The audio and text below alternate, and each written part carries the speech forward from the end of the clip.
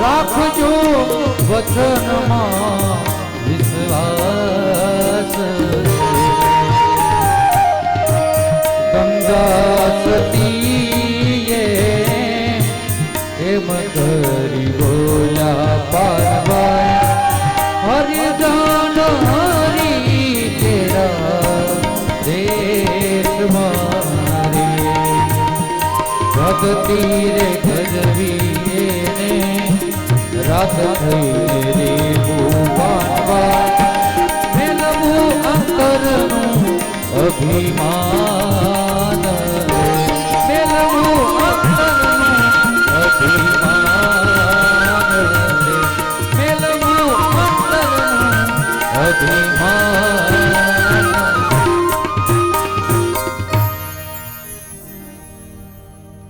ખૂબ અદ્ભુત ભાવ રચના છે. વર્ણનો વિકાર કાઢી નાખવો. ભગવાન રામ રામ ભગવાન છે, તેમ છતાંય ગુરુદેવની સેવા કરતા હોય, વિશ્વામિત્રજીની સેવા કરતા હોય ત્યારે વિકારોથી રહિત થઈ અને સેવા કરે છે. વચનોમાં વિશ્વાસ રાખી અને ગુરુદેવની સેવા કરે છે. વિશ્વાસ હોય તો જ ગુરુનું શરણ સ્વીકારવું, નહીતર જેમ ભટકો છો એમ ભટકતા રહેવું. વિશ્વાસથી જ મોટા મોટા જહાજો આ સમુદ્રની અંદર તરી જાય ને. મોટા નાવ એ વિશ્વાસના જોરે ચાલે છે. એવડા મોટા સમુદ્રમાં એવડી મોટી જહાજો શીપો ચાલે, એક ભરોસો છે કે આ લાકડું ડૂબવા નહીં દે. એમ આ જીવનની અંદર જેને સદગુરુ રૂપી આશરો કર્યો છે, એ સદગુરુ રૂપી આશરાને જે સેવીને રહે છે એને પૂર્ણ વિશ્વાસી બનવું પડે. ગુરુદેવના વિશ્વાસી, પોતાના વિશ્વાસી નહીં. ગુરુદેવના વિશ્વાસી બનવું પડે કે ગુરુદેવને મારા પર પૂર્ણ ભરોસો છે કે મારો શિષ્ય ક્યારે પણ એના જીવનમાં કુટેવ કુલક્ષણ અવાજ ના દે. એ મારો સાચો શિષ્ય. ગુરુદેવ હાજર હોય તો પણ ભલે, ન હાજર હોય તો પણ ભલે, પણ ગુરુદેવના હરેક કહેવાય કે શિષ્યની પૂર્ણ ફરજ છે કે ગુરુદેવને વફાદારી પૂર્ણ રહેવું, પ્રમાણિકપણાથી રહેવું, ગુરુદેવને સમર્પણ ભાવથી રહેવું એ શિષ્યનો પરમ ધર્મ છે. શિષ્ય જ્યારે અનાચરણ કરવા લાગે ત્યારે ગુરુદેવ એને પ્રત્યેક ક્ષણે ઉપદેશ કરી અને સત્ય માર્ગે લાવવા પ્રયત્ન કરી. સ્વયં જગદગુરુ શંકરાચાર્યજી કહેવાય કે પોતાના શિષ્યોને લઈ વિચરણ કરતા હોય, કહેવાય કે આમ દક્ષિણથી પોતે પ્રસ્થાન કરતા હતા.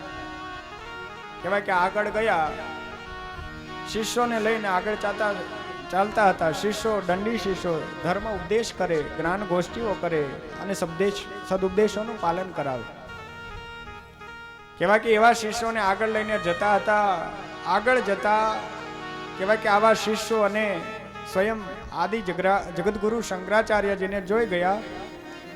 એટલે એક કહેવાય કે સ્થાનની અંદર એક મદિરા દારૂની ભઠ્ઠી ચલાવનારો વ્યક્તિ, જે કહેવાય કે ભઠ્ઠીમાં કાર્ય કરે છે પણ અતિ દુર્બળતા છે, અને દુર્બળતા વાળા વ્યક્તિએ આજીજી કરી કે આપ મારા આ સ્થાનમાં પધારો, પવિત્ર કરો. પણ શુદ્ધ અને હૃદયનો પ્રેમાળ ભાવ જોઈ અને શિષ્યો સાથે ગયા. શિષ્યો સાથે ગયા એટલે પેલા વ્યક્તિ વિચાર કરે કે ગુરુદેવ પધાર્યા તો ખરા, પણ શું આપવું, કારણ કે આ તો દારૂની ભઠ્ઠી, અહીંયા તો બીજું કાંઈ મળે જ નહીં.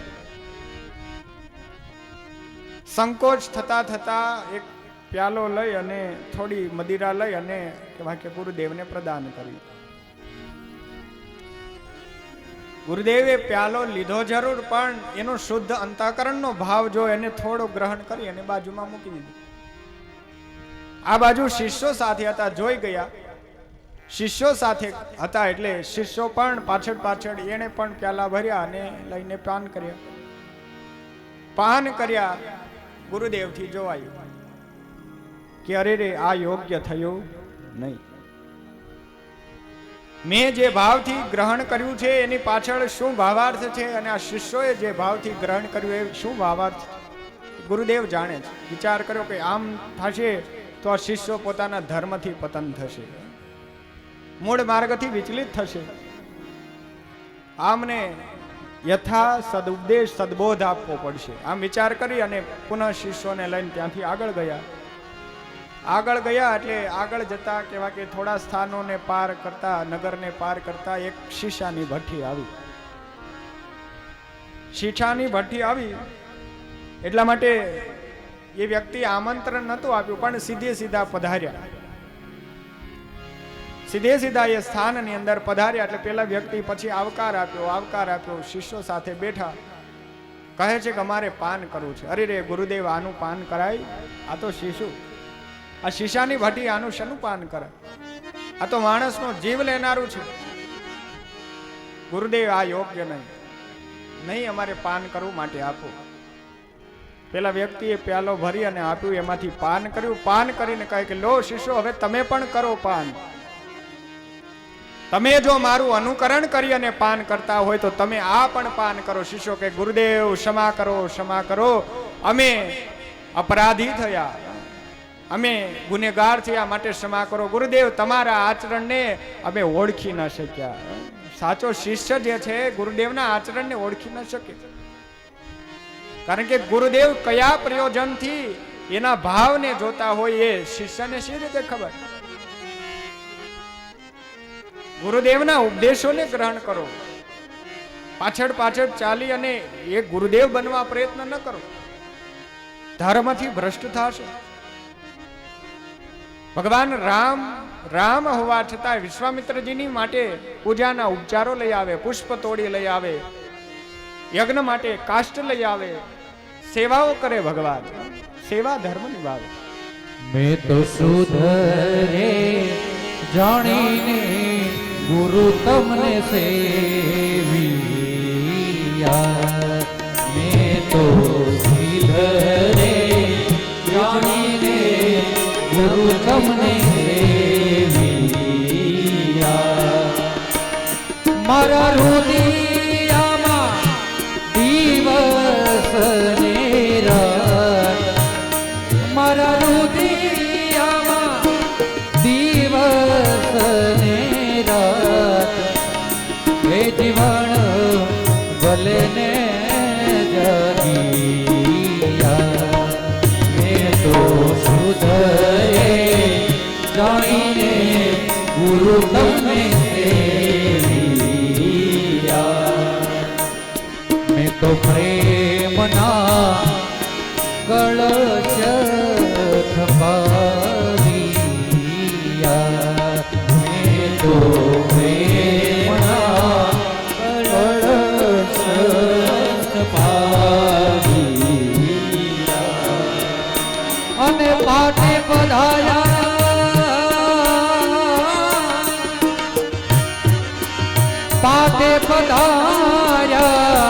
મારા ગુરુદેવ ભગવાન. એ જીવન ભલે ને જગિયા. મેં તો જાણીને ગુરુ તમે સેવિયા. મેં તો જાણીને ગુરુ તમને સેવિયા. દેવા દેવકી એ પ્રતાપે અમરમાં બોલિયા. દેવા દેવકી એ પ્રતાપે અમરમાં બોલિયા. તમારા સેવકોને ચરણો મારા, એ જીવન ભલે ને જાગિયા. મેં તો સુધરે જાણીને તમને સેવિયા. તમને સેવિયા, તમને સેવિયા.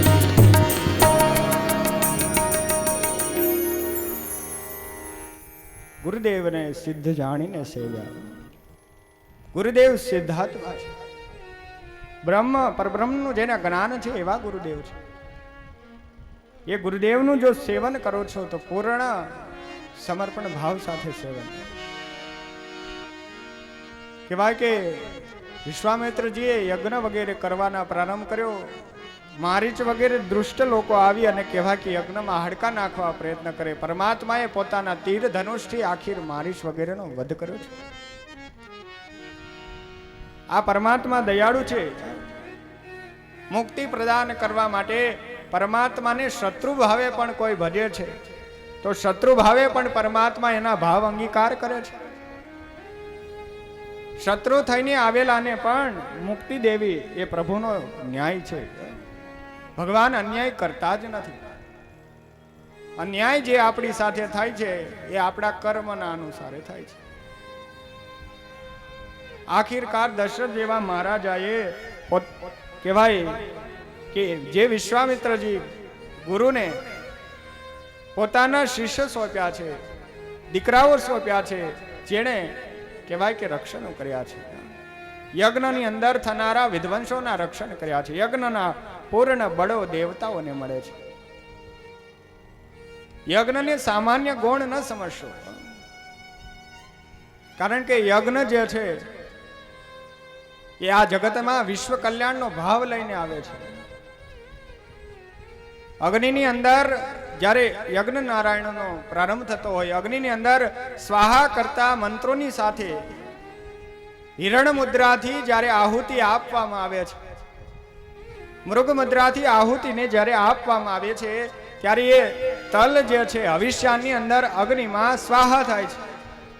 એ તલની અંદર 60-65% જે છે ઓઝોન સ્તર રહેલું છે, ઓઝોન વાયુ રહેલો છે. જે સૂર્યને વિજ્ઞાનને જાણનારા જાણે છે કે આ સૂર્યના સીધે સીધા કિરણો જો પૃથ્વી પર પડે તો પૃથ્વી પર કંઈ રહેવા પામે નહીં, બધું બળીને રાખ થઈ જાય. એના રક્ષણમાં સ્વયં આ ઓઝોન સ્તર જે છે એ નિર્માણ થાય છે. અને ઓઝોન સ્તર આ પૃથ્વીનું સૂર્યના સીધા પ્રકાશ, સૂર્યપ્રકાશથી રક્ષણ કરે છે. રક્ષણ થાય છે પૃથ્વીનું.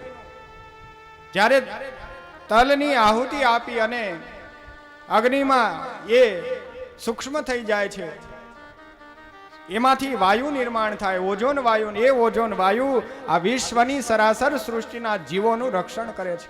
ઓઝોન સ્તરમાં આપણે ઘણીવાર સાંભળીએ છીએ, અખબારોના માધ્યમથી, સમાચારોના માધ્યમથી, કે ઓઝોન સ્તરમાં ગાબડાઓ પડી ગયા, જેના કારણે તાપમાનોના સેલ્સિયસો વધી ગયા, તાપમાનોનું પ્રમાણ વધી ગયું.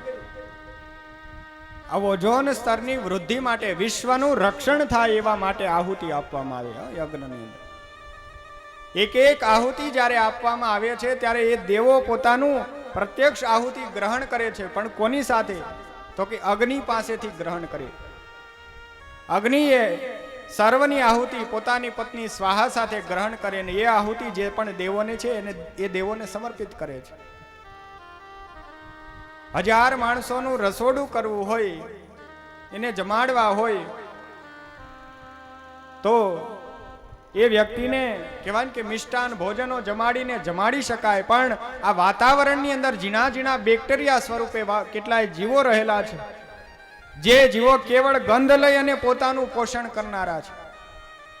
ગંધથી કેવળ પોતાનું દેહ રચના ચાલે છે, વાયુ પાન કરી અને પોતાનું દેહ રચના ચાલે છે. આવા જીવોને કેમ જમાડાય? અગ્નિની અંદર જ્યારે ઘીની આહુતિ આપવામાં આવે ત્યારે એ ઘીની આહુતિ એની ગંધ ચારે તરફ ફેલાય છે. જે જીવાતમાં બેક્ટેરિયા ઝીણા ઝીણા થઈ અને કહેવાય કે આ વાયુઓની અંદર ફરી રહ્યા છે, એ જીવાત્માઓ આ ગંધને ગ્રહણ કરે છે અને પોષણ પામે છે. નાના નાના જીવોને પણ જમાડવાનો ભાવ એ યજ્ઞની અંદર દર્શાવ્યો છે. યજ્ઞ બંધ થઈ જશે તો આ પૃથ્વી પર ધર્મની અંદર ખૂબ ખોટ વર્તાશે. યજ્ઞથી પોષણ થશે. યજ્ઞ બંધ થઈ જશે તો આ પૃથ્વી પર જે વરસાદ વરસી રહ્યો છે યજ્ઞના કારણે વરસી રહ્યો છે. યજ્ઞના ખૂબ મહત્વ બતાવ્યા છે. ઋષિમુનિઓ પૂર્વના સમયમાં બધા અગ્નિહોત્રી હતા. અગ્નિની સામે રોજ બેસી અને અગ્નિને જમાડવો, અગ્નિને યજ્ઞનારાયણ દેવને અગ્નિનું હવિષ્યાન આપવું. આ બધા માધ્યમો છે. આપણે ત્યાં આ જુવારા શા માટે?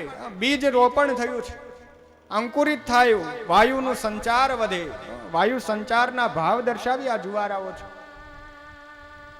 ઝીણી ઝીણી માત્રાઓની અંદર વાયુ સંચારનો ભાવ દર્શાવાયો છે. આ એક એક યજ્ઞ જે થાય છે આ પૃથ્વી પર પોષણ માટે થાય છે.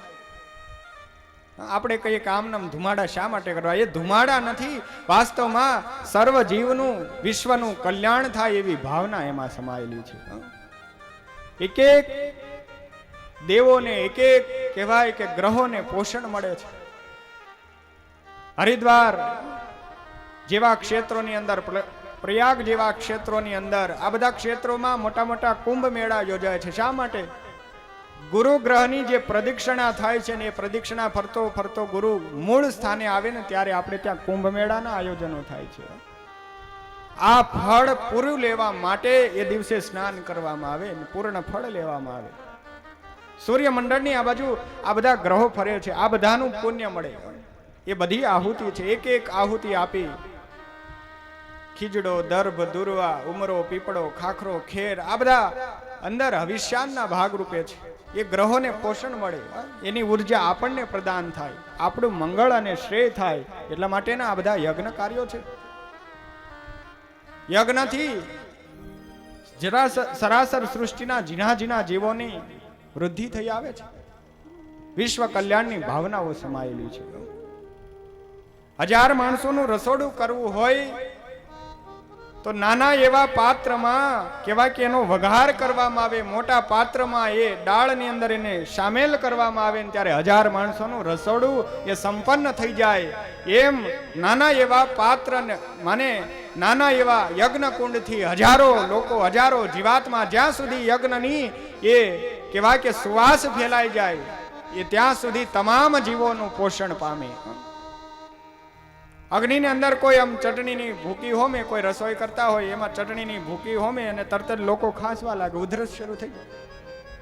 એમ અગ્નિની અંદર જ્યારે આહુતિ આપીએ, અગ્નિની અંદર જે પણ આહુતિ પડે છે સૂક્ષ્મ રૂપે કન્વર્ટ થઈ જાય, સૂક્ષ્મ રૂપે એ વિભાજિત થઈ અને એ આહુતિ કેવા કે સરાસર સૃષ્ટિના વિશ્વ કલ્યાણમાં જોડાઈ જાય.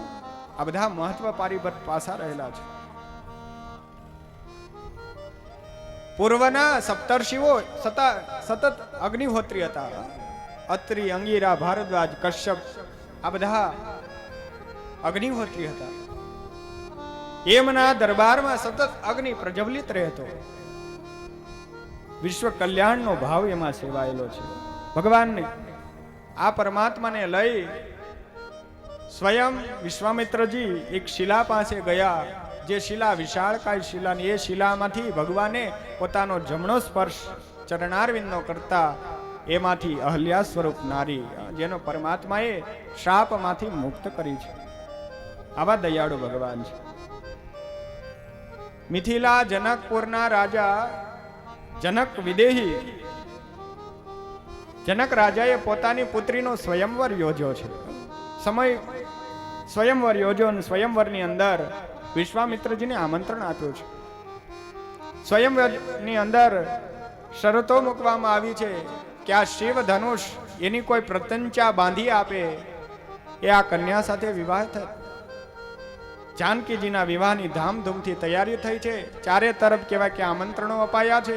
વિશ્વામિત્રજીને આમંત્રણ અપાયું. વિશ્વામિત્રજી ભગવાન રામ અને લક્ષ્મણજીને લઈ અને કહેવાય કે જનકપુરની અંદર પધાર્યા. જનકપુરની અંદર પધાર્યા છે. મહારાજાએ ખૂબ આતિથ્ય સત્કાર કર્યો છે, યથા યોગ્ય સ્થાન આપ્યા છે. પુનઃ પ્રાતઃકાળ થયો, પ્રાતઃની પૂજા કરવાનો સમય થયો. ગુરુદેવ માટે પુષ્પની જરૂર હોય, ભગવાન પુષ્પ વાટિકા તરફ પધાર્યા છે. આ બાજુ જાનકીજી પણ, સીતાજી પણ સ્વયં જે છે પુષ્પ લેવા માટે વાટિકાની અંદર પધાર્યા હોય. એક બંને પુષ્પ લેવા માટે પધાર્યા છે. દાસીઓની સાથે સીતાજી પધાર્યા છે, લક્ષ્મણજી સાથે ભગવાન રામ પધાર્યા છે. અને પ્રથમવાર માં જાનકીએ ભગવાન રામની સાથે દ્રષ્ટિ મિલાવી અને પ્રભુને જોયા છે. પ્રભુને જોઈ પોતાનો સમર્પણ ભાવ થઈ આવ્યો છે.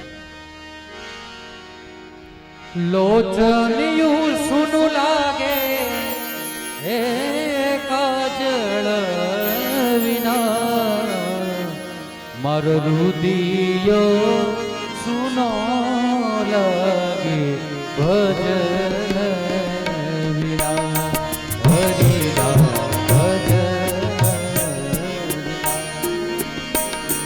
એવા લોચનિયા સુના લાગે હે કાજળ વિના રુદિયો સુનો લાગે ભજન વિના રામના ભજન વિના હરિના ભજન.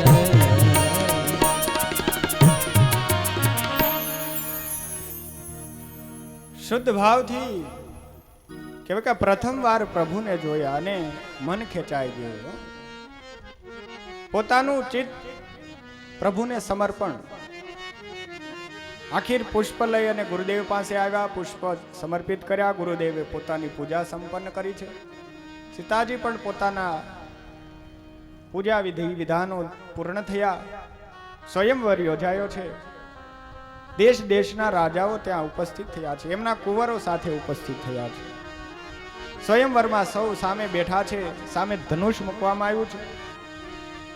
જે ધનુષની પ્રત્યંચા માને દોરી બાંધવાનો નિર્ણય કરાયો છે. સ્વયંવરનું આ પ્રતિજ્ઞાઓ હતી. પૂર્વના સમયમાં નારીઓને અધિકાર અપાયેલો છે પોતાના માટે સ્વયં વર શોધવાનો. અધિકાર કોને છે? નારીઓને છે, પુરુષને નથી. બહુ ધ્યાનથી સમજજો. સ્વયંવર યોજાયા હતા દ્રૌપદીજીના, સ્વયંવર યોજાયા માં જાનકીજીના. નારીને અધિકાર છે પોતાના માટે ધર્માત્મા પુરુષ, ધર્મનું આચરણ કરનારો, સદગુણી, વિદ્યા સંપન્ન એવો શૂરવીર પતિ પોતાને માટે ગોતવાની, નિર્ણય કરવાની સ્વયં અધિકાર નારીઓને અપાયેલો છે. પણ નારીએ પોતાના ધર્મ નિભાવતા નિભાવતા, વર્ણાશ્રમો ઇત્યાદિ ધર્મને નિભાવતા નિભાવતા પતિની શોધ કરવાની છે. શ્રેષ્ઠ પતિની શોધ નારી કરી શકે. પુરુષને અધિકાર નથી. પુરુષને જે નારી સ્વીકાર કરે એ નારી એના માટે ભાવ, પણ એ નારીને અધિકાર અપાયેલો છે શાસ્ત્રોની અંદર. નારી સ્વયં નિર્ણય કરી શકે, કારણ કે જીવન એને પસાર કરવું છે. વિચાર કરો કે પુરુષને જો પરણીને સાસરે જવાનું હોય, એ પુરુષની શું દુર્દશા થાય. રડતો રડતો એ પુરુષ જાતો હોય, એને કહેવાય કે સરસ મજાના રથ તૈયાર હોય, એ રથમાં રડતો રડતો એ પુરુષ જાય, કેવું એ દ્રશ્ય થાય. ત્યાગ ન કરી શકે પુરુષ. પુરુષની અંદર ત્યાગ ભાવના ઓછી છે. એક સ્ત્રી જ સૌથી મોટો ત્યાગ કરી શકે, કારણ કે શક્તિ ભગવાને કહી, નારી તું નારાયણી માને શક્તિ. નારી જ એવી શક્તિ છે કે જે સૌથી મોટું બલિદાન પોતે આપી શકે. રક્તના સંબંધો રૂપી બલિદાન નારી આપી શકે. લોહીના સંબંધોને છોડી શકે. પિતા, માતા, ભાઈ આ બધાને એક નારી છોડી શકે. પુરુષ છોડી ન શકે. પુરુષ બંધાયેલો છે. નારી પોતાના પ્રાણના જોખમે પણ પોતાના બાળકને જન્મ આપવા માટે પોતાના પ્રાણ ન્યોછાવર કરવા પણ તત્પર હોય. ત્યાગ એટલો બધો છે. એ નારી પૂર્ણ ત્યાગી હોય. અને એ નારીને જો કોઈ કટુ વચન કહે, એને મારણ તાડન કરે, એને વિશે અપશબ્દો કહે, તો ધિકાર છે એવા પુરુષત્વને. એ પુરુષ જ નથી. જે નારી બધું છોડી અને તમારા આંગણાને દીપાવવા માટે પરણીને આવી હોય, એ નારીનું જો તમે સન્માન ન કરો તો તમે પુરુષમાંથી પણ ગયા. કારણ કે નારીએ પૂર્ણ સમર્પણ બતાવ્યું, બલિદાન બતાવ્યું છે. પોતાનું સર્વસ્વ મૂકી છોડીને આવ્યા છે. એવા અજાણ્યા ઘરમાં એવા સ્વભાવગત લોકોની વચ્ચે કે જેને જાણતા પણ નથી, પૂરી રીતે જાણતા ના હોય. આજનો આધુનિક સમય છે, ફોનો દ્વારા જે પણ વાતચીતો થાય, પણ એ સમયમાં એ પૂર્ણ કળી શકાતા નથી. ગયા પછી એને એ પરિવારનો માહોલ ખબર પડે. એમાં કહેવાય કે પરણીને આવે અને એમાં સાસુમાં જ સ્વયં પહેલા તો એને વધાવે કે તું પરણીને આવી પણ તને કાંઈ શીખવાડ્યું નથી, તારી માતાએ કાંઈ શિખામણ આપી નથી. બજારમાંથી તુલસીનો રોપડો છોડ લઈ આવો ને તો એને આંગણામાં રોપ્યા પછી એને વૃદ્ધિ પામતા પણ કહેવાય ને કે 10-15 દિવસોનો સમય લાગે, ત્યારે એ છોડ વૃદ્ધિ પામે. કોઈ નારીને તમે પરણીને ઘર આંગણે લઈ આવો ને એ નારીને તમે સીધા તમારા પરિવારના ધર્મ, રીત રિવાજો બધું શીખવી દો, એમ એક સરળતાથી કેવી રીતે શીખી શકે? સમય લાગે. સમય અને જવાબદારી માણસને સંપૂર્ણ રીતે સર્વ જ્ઞાન પ્રકાશિત કરી દે. ઘણી બાબતો સમયને આધીન છોડી દેવી જોઈએ. સમય એનો યોગ્ય નાય કરે. દશરથ મહારાજા પોતાની પુત્રી સીતાજીનો સ્વયંવર અને સ્વયંવરની તત્પરતા બતાવી. એક પછી એક મહારથી હવે ધનુષને ઉઠાવવા પ્રયત્ન કરે, પ્રત્યંચા બાંધવા જાય પણ પ્રત્યંચા કોઈ બાંધી ન શક્યા. આખિરકાર દશરથ મહારાજા, જનક મહારાજા હતાશ થયા. વિદેહી રાજા છે, જે એક સ્વરૂપે કહેવાય કે પ્રભુ ભક્તિમાં લીન રહેનાર.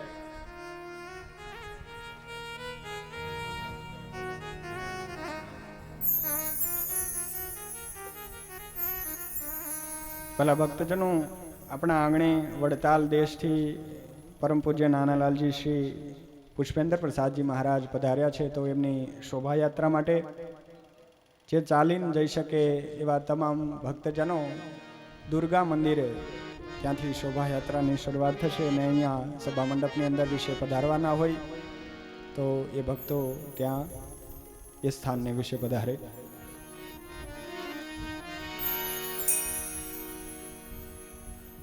જાનકીજીનો સ્વયંવર યોજાઈ રહ્યો છે. સ્વયંવર એવો દિવ્ય છે કે એ શોભા શું વર્ણન થાય. તમામ રાજાઓ બેઠા છે, પ્રજાજનો જોઈ રહ્યા છે. જનક વિદેહી મહારાજા મૂંઝાયા છે. મૂંઝાય અને કહેવા લાગ્યા છે કે શું આ ભરી સભાની અંદર કોઈ વિદ્વાન, કોઈ શૂરવીર પુરુષ નથી, કોઈ યોદ્ધા નથી જે આ ધનુષની પ્રત્યંચા બાંધી શકે? અને આમ કરતા કરતા કહેવાય કે લક્ષ્મણજી ઉભા થઈ ગયા. લક્ષ્મણજી ઉભા થઈને કહે કે મહારાજા, આપના રાજ્યમાં શૂરવીર યોદ્ધા સમાન મારા ભાઈ વિરાજમાન છે, જે સર્વગુણ સંપન્ન છે, શક્તિધર છે. અને એ લક્ષ્મણજી જ્યારે જનક વિદેહી જાતે વાત કરવા લાગ્યા, ભગવાને ઈશારો કર્યો છે, લક્ષ્મણજી બેસી જાઓ, ગુરુદેવ આજ્ઞા આપે તો જાઓ. આખિર ગુરુદેવ વિશ્વામિત્રજી આજ્ઞા આપી છે. ગુરુદેવ વિશ્વામિત્રજી આજ્ઞા આપી અને વિશ્વામિત્રજી આજ્ઞા આપતા ભગવાન ઉભા થઈ ધનુષ પાસે ગયા, જ્યાં શિવ ધનુષ પડ્યું છે. જે ધનુષને ઉઠાવવા માટે આ જગતમાં કોઈ સમર્થ નથી, જે ભગવાન પરશુરામ દ્વારા જનક જેવા વિદેહી રાજાને મળેલું છે, એ શિવ ધનુષ, પિનાક ધનુષ. અને એ ધનુષને પ્રત્યંચા બાંધવાની હોય. ભગવાન પોતાના શક્તિ બળે બે ભુજાઓ લંબાવી અને ધનુષને ઉઠાવ્યું છે.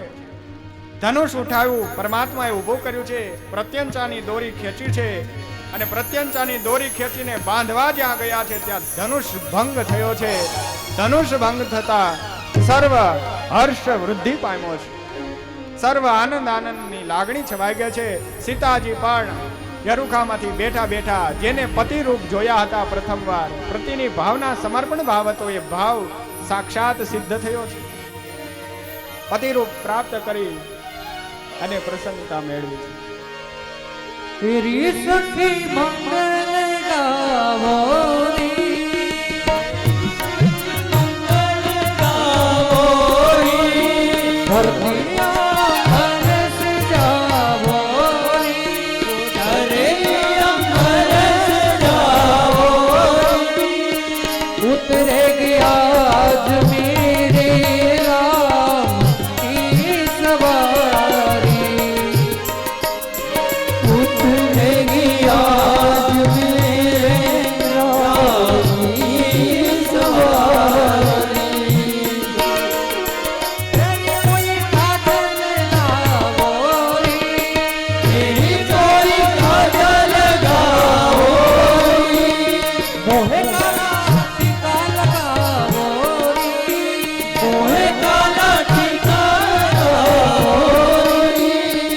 उनकी सबसे दिखूं मैं तो प्यारी प्यारी प्यारी लक्ष्मी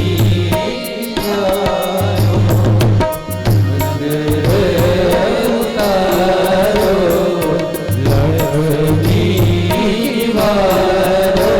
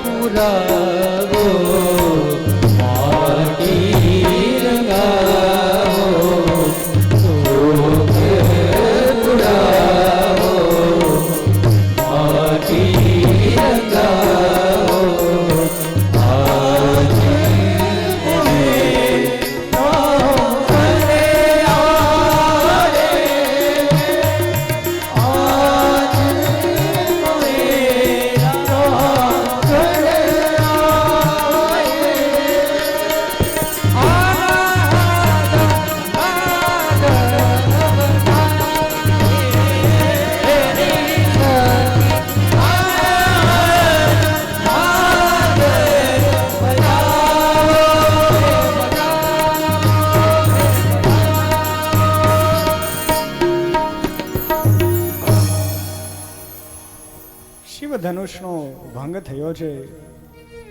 શિવ ધનુષ ભંગ થતાની સાથે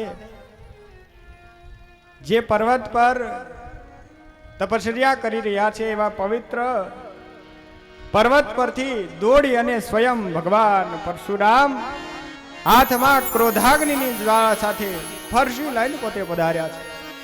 ફરસું લઈને ભગવાન પરશુરામ પધાર્યા છે. કોણ છે એ દુષ્ટાત્મા? કોણ છે એ મહાપાપી?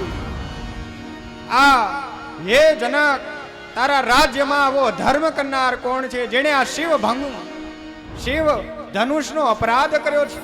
આજે હું એ દુષ્ટાત્માને જીવતો નહીં છોડીશ. અને ક્રોધ કરતા કરતા એટલા ઉગ્ર થઈ ગયા છે કે ક્રોધાવેશની અંદર સર્વનું અપમાનનો ભાવ દર્શાવ્યો છે. પણ એવા ક્રોધાવેશની અંદર ભગવાન પરશુરામને ભય હાથમાં ફરસુનું ખડગ લઈ અને જ્યારે જોયેલા છે ત્યારે એવા શસ્ત્રથી સર્વ રાજાઓ ક્ષત્રિયો ભયભીત થઈ રહ્યા છે, સર્વે ધ્રુજી રહ્યા છે. એવા સમયે લક્ષ્મણજી નજીક જાય છે, કહે છે કે આ ધનુષ મારા ભાઈ દ્વારા તોડાયો છે. આપ જેવા વૃદ્ધ વ્યક્તિએ ક્રોધ કરવાની કોઈ આવશ્યકતા નથી. આપનો આ મિથ્યા ક્રોધ છે, માટે ક્રોધ શાંત કરો.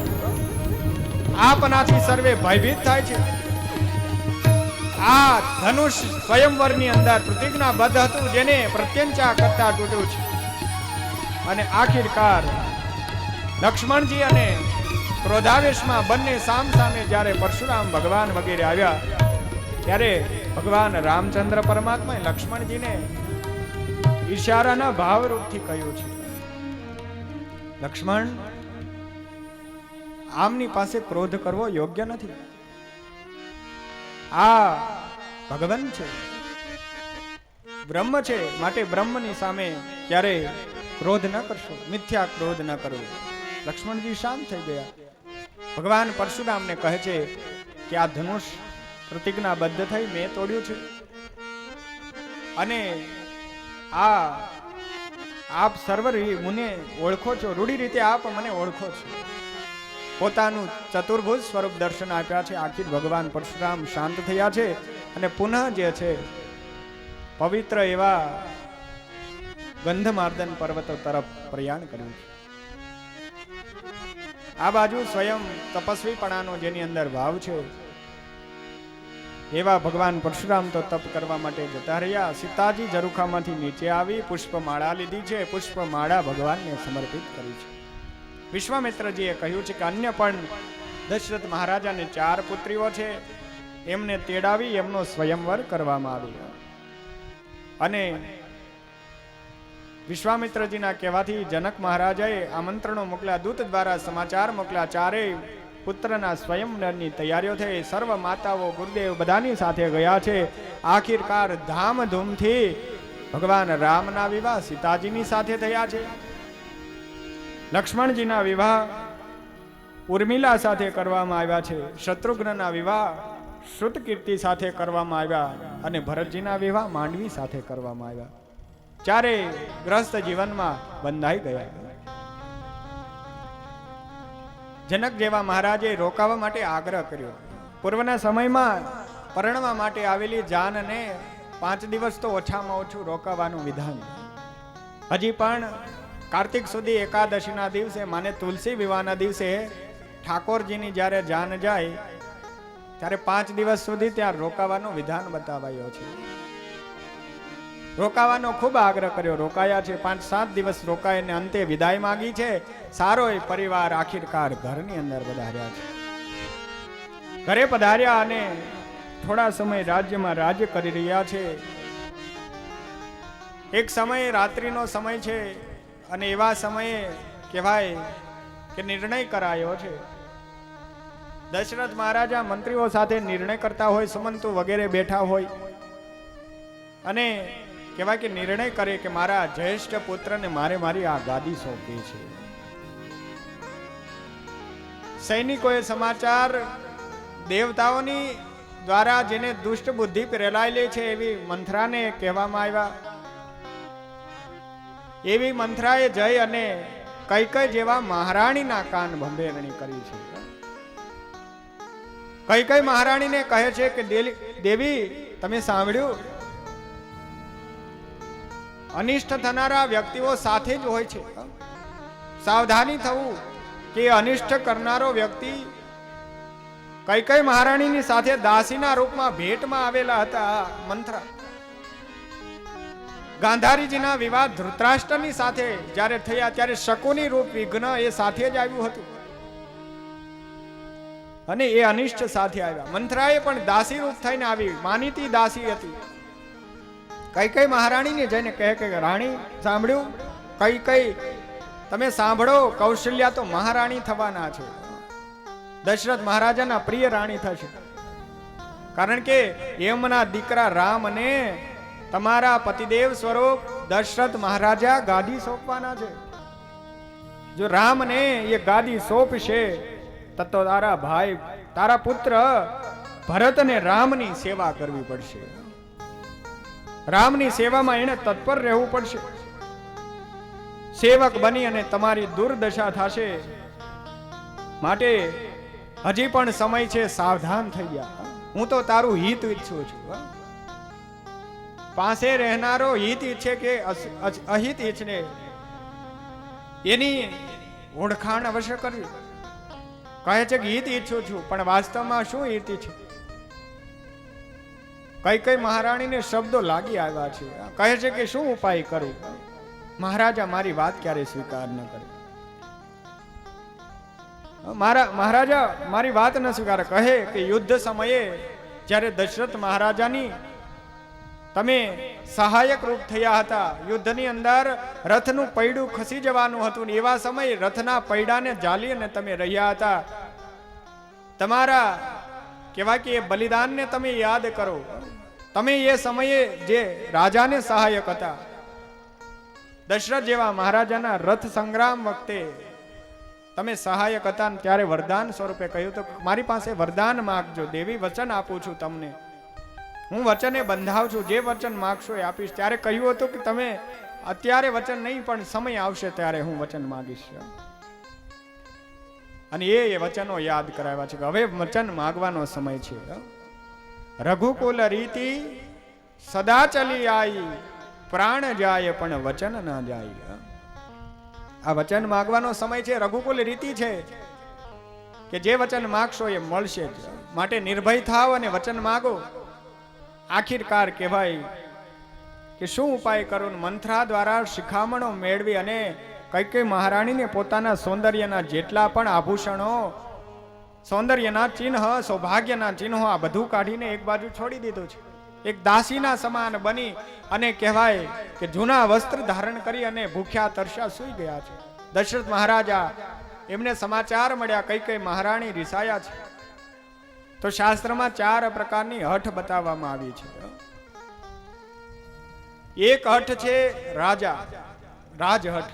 રાજા હઠ લઈ જાય કે બસ આ જ થવું જોઈએ એટલે એ જ થાય, એનાથી વધારે વિપરીત કોઈ ચાલી જ ન શકે.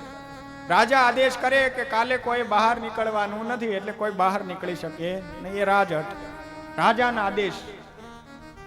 બીજું છે યોગી હઠ. તપસ્વી પુરુષો, મહાપુરુષો હઠ લઈ જાય કે બસ અહીંયા જ બેસીને પ્રભુનું ભજન કરવું છે તો એ હઠ પૂરી કરે. તપસ્વી પુરુષોની એ હઠ હોય. ત્રીજું હઠ છે બાળ હઠ. બાળક હઠ લઈ જાય કે આજ રમકડું, આજ ભાગ લઈ દો, તો ગમે તેવો દાદા હોય, દાદીમાં હોય, પણ બધાએ એ પૂરી કરવી પડે. બાળકની હઠ પૂરી કરવી પડે, બાળ હઠ. ચોથી હઠ બતાવવામાં આવી છે સ્ત્રી હઠ, જેને બધા પુરુષો જાણે છે. એક સ્ત્રી હઠ લઈ જાય તો એ સિદ્ધ રાજા જેવા રાજા એ પણ પૂર્ણ કરવી પડે.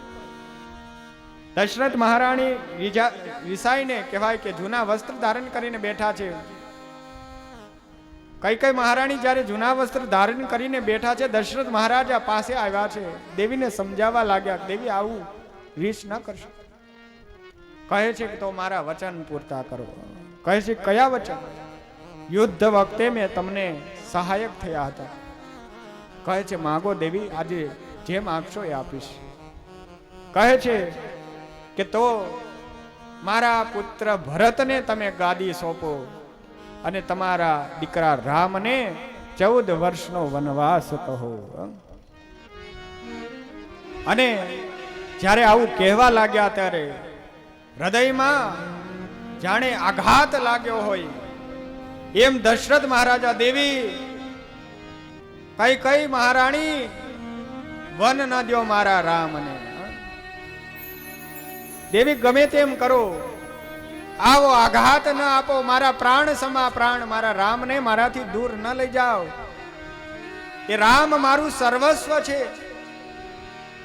તમે દેવી કહેતા હોય તો હું તમામ રાજપાટ, મારું તમામ સિંહાસન ભરતને આપું, પણ મારા રામને છેટા ન મોકલો. દેવી એમને શા માટે 14 વર્ષનો વનવાસ આપો? આપનું આ વચન યોગ્ય નથી, માટે હજી પણ સમય છે, અન્ય વચન માગો, પણ મારા રામને મારાથી દૂર ન કરો. એ રામ વિના હું જીવી નહીં શકું. એ રામ જો મારાથી જતા રહ્યા તો હું જીવી નહીં શકું.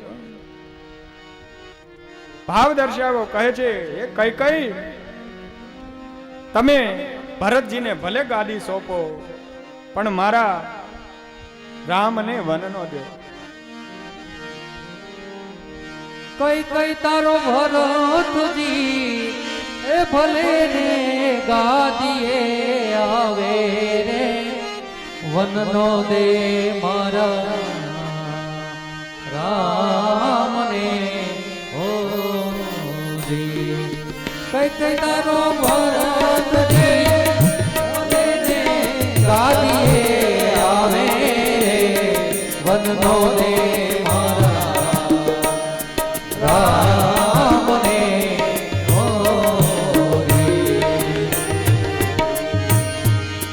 કે તો તને પાય લાગુ, કે તો પ્રાણ ત્યાગુ, કે તો તને પાય લાગુ, કે તો પ્રાણ ત્યાગુ,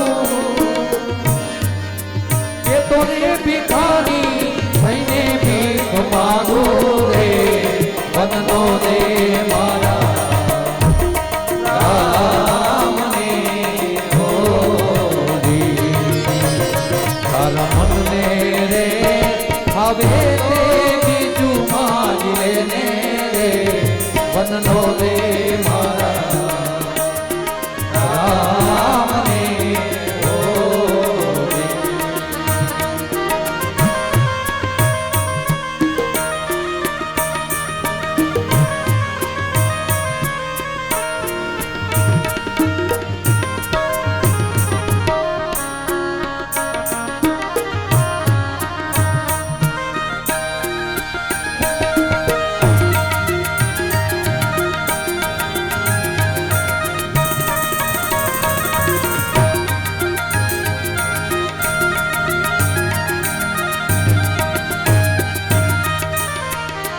એ તો રે અયોધ્યા બીજું આપથી ઉતારી દો એ તો રે અયોધ્યા બીજું આપથી ઉતારી દો મોતના બગાડ કઈ કઈ મારું રે વનનો જય મારા રામ ને હોલી તારા મનને રે હવે તે બીજું માગી લેને રે વનનો દે મારા રામ ને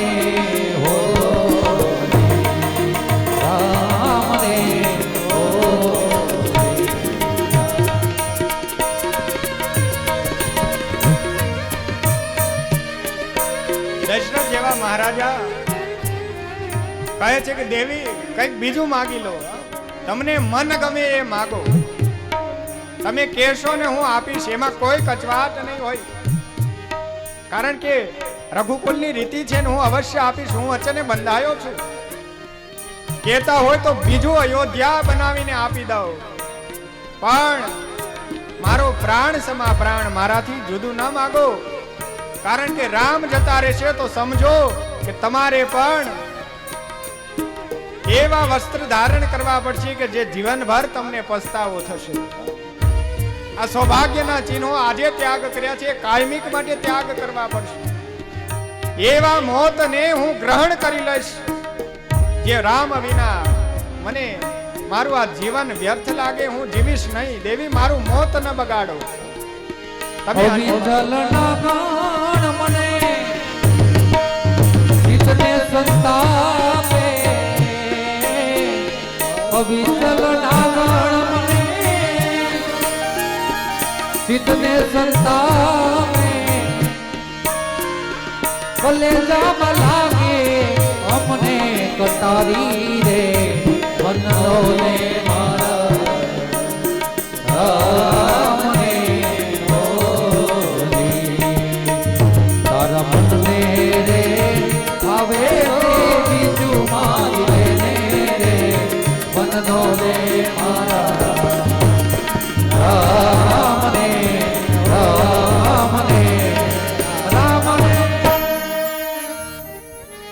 દેવી દયા કરો, દયા કરો. સિદ્ધ ને નાગણ બનીને સંતાપો છો, આવું દુઃખ ન દો. અમારા કલેજાની અંદર કટારી વાગે, કટારનો ઘા કર્યા તુલ્ય લાગે, મોત અમારું નીપજે. કઈ કઈ મહારાણી એક ના બે નથી. જીદ અવશ્ય કરવી જોઈએ, પણ શેની જીદ કરીએ એ પણ વિચાર તો કરીએ ને. પતિની પરિસ્થિતિ, પતિના એ જે ધંધા વ્યવસાયો પોતાના જીવનથી જે રીતે કુટુંબનું નિર્વાહ કરી રહ્યા છે, નિર્વાહનો પણ વિચાર કરવો જોઈએ. સંબંધોનો વિચાર કરી અને પછી જીદ કરવી જોઈએ. એવી અઘરી અશક્ય જીદ ન કરશો કે જેનાથી જીવનભર પસ્તાવવું પડે. તમારા જીવનમાં જીદ કરવી હોય તો જીદ એવી કરો કે હું આ ભગવાનને મેળવી લઉં, આ પ્રભુને મેળવી લઉં, આ સત્સંગને મેળવી લઉં, આ ધર્મશાસ્ત્રના જ્ઞાનને મેળવી લઉં. આવી જીદ હોવી જોઈએ. આવી જીદ આપણું મંગળ કરશે. પણ આવી જીદ છોડી અને આપણે જ્યારે માહિક અને ભૌતિક પદાર્થોની જીદ કરીએ છીએ, આ જીદ આપણે જાણતા નથી કે આપણી પાસેથી કેટલું બધું છીનવી જાય છે. રામ જેવા રામને વન આપવા માટે કઈ કઈ જેવા મહારાણી મંથરાની કુબુદ્ધિથી તત્પર થયા. પણ કઈ કઈ મહારાણી જાણતા નથી કે રામ તો જતા રહેશે પણ મારા પતિદેવ સ્વરૂપ પણ જતા રહેશે. એવી અડગ જીદ ન કરશે. ધર્મ ગ્રંથો સદાય માટે આપણને આપણું આચરણ શીખવાડે છે. અનાચરણ ક્યારે ન કરવું, જે ભગવાન આપણને શિક્ષાપત્રી ધર્મની અંદર બતાવે કે મોટા પુરુષોએ ધર્મનું અનાચરણ કર્યું હોય એવું અનાચરણ ન કરશો. ધર્મનું જે આચરણ કર્યું હોય એનું જ આચરણ કરી અને અનુસરણ કરજો. અનુસરવું તો કેવી રીતે અનુસરવું? જે મહાપુરુષોએ બતાવેલા રાહનો અનુસંધાન રાખી ચાલુ, ચાલેલા રસ્તે ચાલુ, મહાપુરુષોએ દર્શાવેલા રસ્તે ચાલુ. અન્ય રસ્તે ચાલવા જશો તો ભટકી જાશો, પતનનો માર્ગ નિશ્ચિત થશે. મહાપુરુષોએ બતાવેલો રસ્તો હંમેશા ધર્મ આચરણ વાળો હોય, એ ધર્મના રસ્તે ચાલુ. કઈ મહારાણી જીદ અડગ હતી. આખી દુખી અને સંતાપ હૈયે મહારાજા પોતાના કક્ષમાં તો આવ્યા છે. રડવાનો ભાવ પ્રગટ કરે પણ પુરુષ રડી ન શકે. પણ અંતરથી એવો આમ કચવાટ અંદર છે, અંદર જાણે કોઈ ખંજર લાગ્યો હોય ને એને આ ઘાની કોઈ રૂજ વળે નહીં એવો ગહન ઘા લાગ્યો છે, આઘાત લાગ્યો છે. એ ઘાની અંદર એ ખૂબ દ્રવિત અને દુખી થયા છે. ભોજન વગેરેનો એણે પણ ત્યાગ કરી દીધો છે. મુંગટ ધારણ કર્યા નથી, એમનેમ કહેવાય કે નીચે બેસી ગયા છે. પૃથ્વીના આસન પર બેસી અને દુખી સંતાપ હૈયે દશરથ મહારાજા પોતાનો ખેદ રજૂ કરી રહ્યા છે. આખિરકાર રોજ જે પરમાત્માને પોતાના પિતાના ચરણ સ્પર્શનો કહેવાય કે આગ્રહ છે, રોજ જે પિતાના દર્શન કરવા માટે આવે છે, ભગવાન દર્શન કરવા માટે આવ્યા છે. દર્શન કરવા માટે આવ્યા અને પિતાની આવી હાલત જોઈ પિતાને પૂછ્યું છે, પણ પિતાશ્રીએ કશું કહ્યું નથી. પાસે રહેલા મંત્રી સ્વરૂપ એમને પૂછવામાં આવ્યું. સુમંતુ સ્વરૂપ જેવા મંત્રીઓએ જાણ કરી કે આ ઘટના ઘટી છે. નિર્ણય કર્યો છે પ્રભુએ કે તો હું અવશ્ય મારી માતાનો આદેશનું પાલન કરીશ. આપે મૂંઝાવાની જરૂર નથી. ભગવાન પણ તત્પર થયા માતાના આદેશ ઉપર. અને બીજો આઘાત લાગ્યો કે મારાથી રામ પણ દૂર જશે. કૈકે મહારાણી તો દૂર કરવા માગે છે. ભરતજી અને શત્રુઘ્નના વિવાહ પછી મથુરાની અંદર પોતાને મામાને ત્યાં ગયા હતા. રામ અને લક્ષ્મણ અહીં રહે છે, સીતાજીની સાથે રહે છે, પણ એ રામ પણ દૂર થશે. આઘાત પુનઃ લાગ્યો છે. આખિરકાર કૌશલ્યા મહારાણી પાસે ગયા છે, રજા લીધી છે. માતા કૌશલ્યાની રજા લીધી. એ સમય લક્ષ્મણજી પધાર્યા. લક્ષ્મણજીએ પણ આ વાતને પામી ગયા અને કહે છે કે હું પણ રામની સાથે વનમાં જઈશ. સીતાજીની પાસે આવ્યા છે. સીતાજી કહે છે કે હું પણ મારા પતિના સુખમાં સુખ અને દુઃખમાં ભાગીદાર છું, માટે હું દુઃખના એ સમયે આ રાજપાટના સુખને ન ભોગવું, હું પણ વનમાં પધારીશ. સત્ય અને પતિવ્રતા નારીનું આચરણ કેવું હોય સીતાજીનું જીવન બતાવે છે. રામાયણના એક એક પાત્ર જે છે આપણને વાસ્તવની અંદર આપણું કેવું જીવન હોય, પુત્રનું જીવન, પિતાનું જીવન, પતિ અને પત્નીનું જીવન, આ જીવનનો ભાવ દર્શાવે છે. દશરથ મહારાજા ના દીકરા રામની સાથે જ્યારે જનક રાજાએ કુંવરી પરણાવી હતી ને, ત્યારે એ જાનકીજી સીતાજીને વિશે એવો નિર્ણય હતો કે મારી દીકરી સુખને ભોગવશે. માતા પિતાએ ખૂબ રૂડા વિચારો કર્યા હોય ને પછી એના વિવાહિત જીવનમાં જોડ્યા હોય, પણ આગળ જતા શું એને સુખ અને દુઃખ પ્રાપ્ત થશે એ કોઈ નિર્ણય ન કરી શકે. એટલે માટે તો એ સમય બળવાન છે. સમયની આગળ ભગવાન પણ કહેવાય કે સમયને આધીન થઈને ચાલે છે. સમયથી વિપરીત ભગવાન થવા પ્રયત્ન નથી કરતા. સમય પર પૂર્ણ અનુસંધાન છે, એને નિયમન કરવાની સામર્થ્ય પણ છે, પણ આ લોકમાં પધારે ત્યારે સમયને એની ગતિએ ચાલવા દે છે. ભગવાન સમયને આધારે ચાલે. આપણે ઘડિયાળના કાંટાના પ્રમાણે ચાલવું પડે. સમય આપણા મુજબ નથી ચાલતો. ઘડિયાળનો કાંટો દોડે એમ આપણે આગળ આગળ વધવું પડે. જેમ સમય દોડાવે એમ દોડીએ, જેમ સમય કરાવે એ રીતે કરીએ. આ સમય છે, સમયને આધીન ચાલે છે.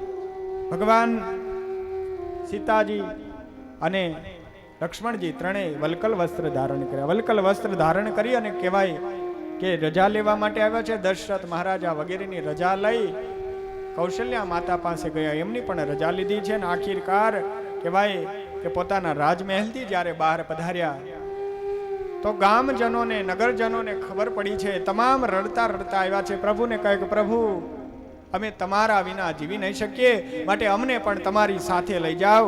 અમે પણ તમારી સાથે આવવા માંગીએ છીએ. અમને આ અયોધ્યામાં રહેવું ગમતું નથી, માટે હે પ્રભુ અમને સાથે લઈ જાઓ. નગરજનો એ પણ તત્પર થયા ભગવાનની સાથે સાથે ચાલવાને માટે તત્પર થયા. ભગવાન જાનકીજી અને લક્ષ્મણજી ત્રણેય રથ ઉપર આરૂઢ થયા છે. રથની પાછળ પાછળ અયોધ્યાવાસીઓ ચાલે છે. આગળ જતા વન આવ્યું. વન આવીને અંદર રાત્રિનો સમય થતા બધા સૂતા છે. ભગવાન લક્ષ્મણજી જાનકીજીને જગાડીને કહે છે કે જો આ બધાને આપણે વિના વાકે નિર્દોષ ભાવથી આ બધા આપણું સેવન કરનારા છે, આ બધાને આપણે દુઃખ દેવું યોગ્ય ન કહેવાય. આ 14 વર્ષનો વનવાસ આપણને મળ્યો છે, મને મળ્યો છે, આમને મળ્યો નથી. આ અયોધ્યાની પ્રજા આપણે અહીંયાથી આ સ્થાન છોડીને જતા રહીએ, જેથી આપોઆપ પાછા જતા રહીશું. રાત્રિના સમયે સર્વને સૂતા મૂકીને ભગવાન બેસી અને જતા રહ્યા છે. આગળ જતા રહ્યા. આ બાજુ અયોધ્યાવાસી સર્વે સવાર પડતા રડતા લગ્યા. રડતા રડતા પુનઃ અયોધ્યાની અંદર ગયા છે. જ્યાં અયોધ્યાની અંદર ખૂબ ખેદ અને દુઃખનું વાતાવરણ, દુઃખના સંતાપે દશરથ જેવા મહારાજાને આમ કહેવાય કે એવો આઘાત લાગ્યો કે જેનાથી જીવવું ભારે થઈ જાય. અને એવા દશરથ મહારાજા અંતકાળ આવ્યો છે. અંતકાળ આવતાની સાથે શ્રવણના માત પિતાએ જે શ્રાપ આપ્યો હતો એ શ્રાપ યાદ આવ્યો છે. છપયાપુરની અંદર શ્રવણ તલાવડી આવેલી ને એ શ્રવણ તલાવડીએ જ્યાં શ્રવણ પોતાના માત પિતાને યાત્રા કરવા નીકળેલો, પાણી પાયું હોય એવી શ્રવણ તલાવડી જ્યાં ભગવાન ખૂબ રમ્યા છે. અંત સમયે યાદ આવ્યું, શ્રાપ આવ્યો શ્રવણના માત પિતાનો. શ્રવણના માત પિતાએ કહ્યું હતું કે હું જેમ પુત્ર વિયોગે મૃત્યુ પામું છું, તમે 4 દીકરાના યોગે હોવા છતાં પણ તમારી મૃત્યુ જ્યારે સમીપે હશે, એક પણ સંતાન તમારી પાસે નહીં હોય. દશરથ જેવા મહારાજા ભગવાનના પિતા હોવા છતાં પણ જ્યારે અંતકાળ આવ્યો ત્યારે શ્રાપ સત્ય થયો. શું કામ? તો કે શ્રાપ એક માતાનો સેવક, માતાનો સેવક, પિતાનો સેવક, માતૃભક્ત, પિતૃભક્ત એનો શ્રાપ મળેલો છે. એક માત પિતાની સેવા કરનારા દીકરાને નિર્દોષ ભાવથી જ્યારે મૃગ જાણી અને હણ્યા દશરથ મહારાજાએ, તો શ્રાપને આધીન થવું પડ્યું. એ અંધ માત પિતાનો શ્રાપ હતો અને એ અંધ માત પિતાનો શ્રાપ જે છે પોતાને સત્ય થયો. માત પિતાની સેવા કરનારો માત પિતાને છોડી જઈ અને તીર્થ યાત્રા કરવા માટે એકલો ચાલી નીકળે, માત પિતાનો તિરસ્કાર કરી અને ચાલી નીકળે, તો ભગવાન પણ એના પર ક્યારેય પ્રસન્ન થતા નથી. પંઢરપુરની અંદર પુંડરીક જે છે એક શેઠની સાથે યાત્રા કરવા માટે નીકળી ગયો હતો. એ શેઠ જે છે મોટો સમૂહ લઈ અને યાત્રા કરવા તીર્થમાં જતા હતા. માત પિતાની સેવા છોડી અને કહેવાય અંધ માત પિતાની સેવા છોડી પુંડરીક પોતે જતો રહ્યો. માર્ગમાં ભગવાન સાક્ષાત પ્રગટ થયા અને વણિકને દર્શન દીધા. કહ્યું કે તને યાત્રાનું ફળ નહીં મળે, કારણ કે તારી યાત્રામાં એક માતૃ હત્યારો, પિતૃ હત્યારો, પિતૃની સેવા કરનારો જે સેવાને ત્યજી અને આવ્યો છે, માટે તને ફળ નહીં મળે. એ પુંડરીકને તું પરત મોકલ. સવાર પડતાની સાથે કહેવાય કે શેઠે પૂછ્યું કે